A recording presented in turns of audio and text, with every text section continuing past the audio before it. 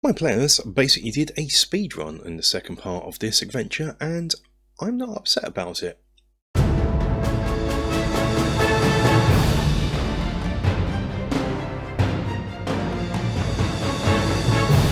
Hello and welcome to another D&D Mystara campaign waffle session. My name's Kev and we are playing X7, the Rafts of Kron.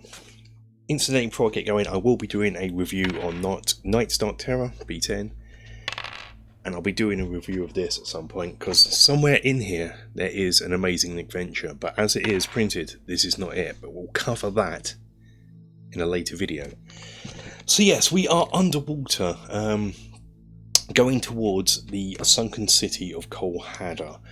I had my party rescue their crew last adventure. In the book, they'd already been taken back to Mingrafad, so what I did is had Coombe, the Storm Giant, meet them and take them back at that stage. I thought it would make the stakes a bit higher than Princess MacGuffin, because now she's entirely gone from the adventure and never mentioned again. So yeah, I need to make the stakes a bit higher. So now we're off to Colhador, and they reach there in their yellow submarine, and this is what the map looks like. They ignore the buildings as they're coming into them, fly over the wall, ignore the well, and enter the building. The building itself, that is the map they enter from. This level of the dungeon is pretty much enemy free and full of traps. They have to tell you whether they're walking or swimming, because that will affect the trap. Sometimes there's something on the floor, so if they're walking, that will set the trap off. Sometimes they're swimming, and they might swim into glass walls with glass spikes on. So yes, so we walk down a large passage, and there is two doors sort of at the end. They take the door to their right and enter a large room with sort of white silt along the floor. At this point they're swimming. This is in fact soap bubbles. If they were walking, they would roosh it all up, and even with their air breathing potion it would cause them to drown. They then enter room 6. This is an acid trap room. Now here is where I've made some major changes to this. Right back on the 4th level in this big... Where's my finger? How can I not do this? This room here. There is a throne where they'll find this message somewhere in here, which I did as a handout. That's a message here that talks about his beloved brother Hadrick, who is now turned into a Valia, which is an underwater vampire, and how he's left a sword, the only weapon that can kill him, and he's left it with a guardian in a secret cave. Now that cave, going back to this map, the reason why I moved it, so it is here, and it's right back up onto this level here. So that means the player's going to be meandering through all this, not really knowing what the heck's going on, and it's just blah.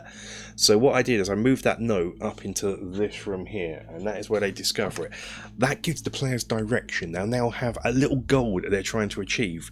They kind of figured out there was an evil here already, and it was probably some sort of vampire type thing or monster that people were being sacrificed to. The Tritons and Kron were working together to capture air breathers to sacrifice it to it, rather than it eating their people. They figured all this out, so why not give them a bit more direction?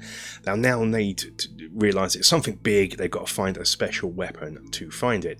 It talks about it being in a cave. Now if you look at the map here, there are 2 caves here, but in reality there are 4 on each level. So this is one level. There's a cave entrance there and a cave entrance there, and likewise on the lower level you have this entrance and this entrance. So there are in fact 4 caves.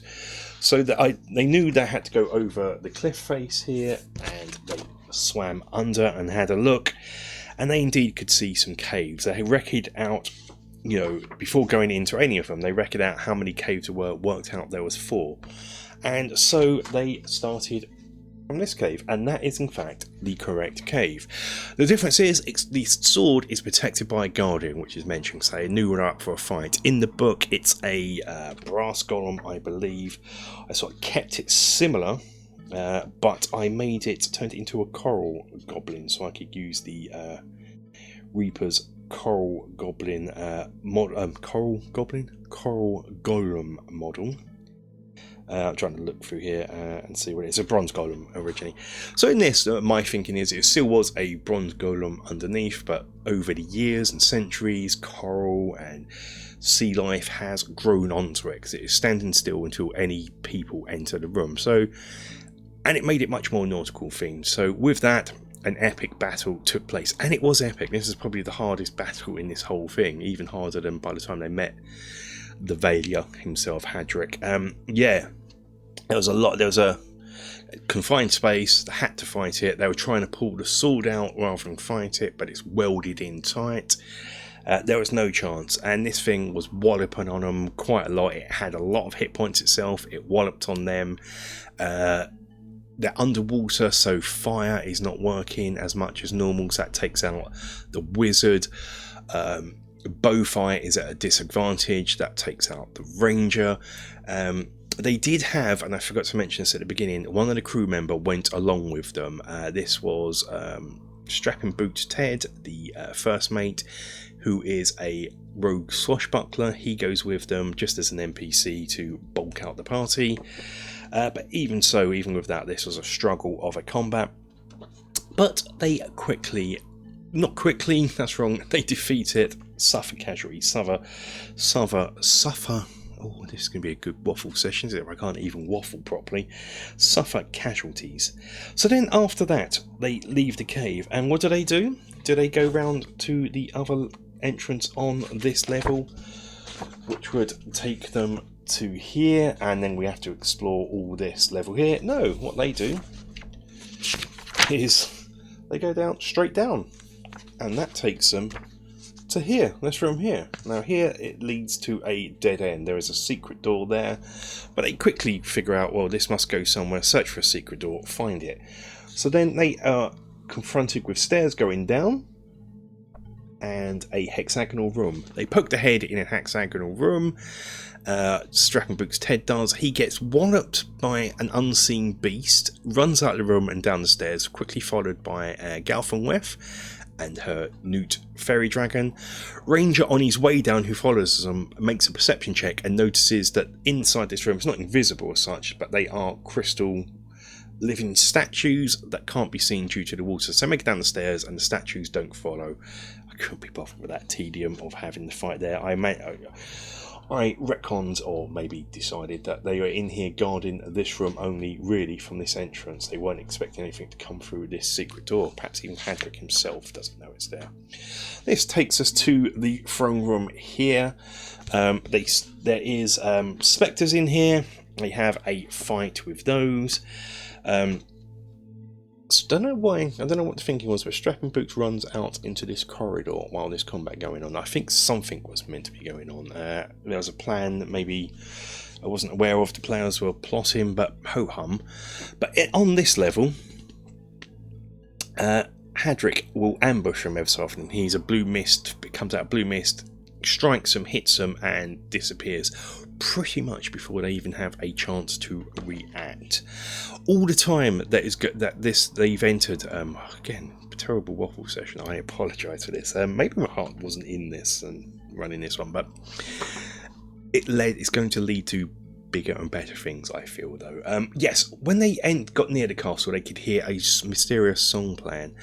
As they've gone lower, the songs got louder, and as they've reached this level, they had to make a saving throw against being charmed.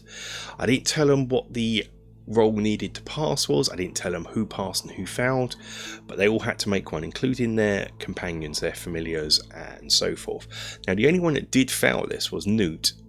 And then what happens is Hadrick will appear in here as well and harass the players. Doorbell went mid-waffle. Kingdom of Erendi has arrived. Told you. On to bigger and better things. So yes, they're getting harassed by Hadrick, and every time once he appears, That's when the charmed players would attack. It's Newt. He does 1 point of damage. He just turns around and bites Gelfenwith on the arm. She takes 1 point of damage at that point and slaps him. But that breaks the charmed nature of him, so it worked. They then carry on going. Now, they decide to go down this big long passage that Strappenbook's Ted had gone, turned left here, and then go into this room. This is a whirlpool. They listen at the door and they can hear turbulent water, and still decide to enter. Now, this would be another shortcut from above, because this takes you all the way, all the way from up here, and that will drop you all the way down to the room. You take damage, but here it just they just have to do a dex save just to keep themselves on their feet, and so they are in this room. Now, the module states behind this door here, in this alcove, that's where Hadrick is. So listen out. They can sort of hear something through the door, so they quickly open it, take him by surprise, and start wailing on him. And our end combat happens in this room. Again, it's a bit of a tough combat. This thing is a bit of a beast. It has legendary actions where it can just step out of combat. It can turn into mist. Again, they're at the underwater disadvantage. They do have 2 swords of versus undead. So Rob Ranger has his +2. They gave the +3 one they found in the coral beast to Strappenbook's Ted, and Witchy Poo's trying to use any magic that isn't fire related that can deal damage. And yes, and this is where our final combat takes place. You'll notice it's in a crypt with loads of doors. Our players quite rightly ascertain if they open doors, undead happens. Yes, this is a crypt, the family crypt. There is nothing in here that says that if a fight happens in here, the undead burst out, as far as I can tell. I did miss out, to be honest, 40 manta rays hidden in the muck. That could have been fun. I could tell by this point that the players weren't enjoying it as much, and I wasn't enjoying it much. So I was okay with doing this. They dispatch him, stake him, kill him. Yay, all done. It wasn't, as I said, I'll do a review on this. It wasn't as bad. It just feels this was very rushed as a written module. Under here there was a beautiful, beautiful beast. So if Goodman Games ever did, they do their reincarnation modules books for 5e. I think they should do a reimagined series where they not only do they update it for 5e, they sort of take the bare bones worlds here and make improvements, take their time to do it. So yes, a reimagining of this would be great. Not just reincarnation, reimagining, because as I said, somewhere in here there's a really fun adventure. It's an unusual environment, it's underwater, but I might get more into that, go more in depth on that in a review that I'll do in this in a few weeks' time. For now, we vamoose out of there, quickly go back to Mingrafad, collect their reward. Their ship they were promised is gone. They do have this yellow submarine, but they also have an island, a 6-mile island, and that's the bit we're really looking forward to, and that's what this has led to. So if anything, whilst I've sort of rushed through this waffle, it's because next session we're exploring an island, and I am doing something totally different, something I've never ever done in my life. I'm going unprepared.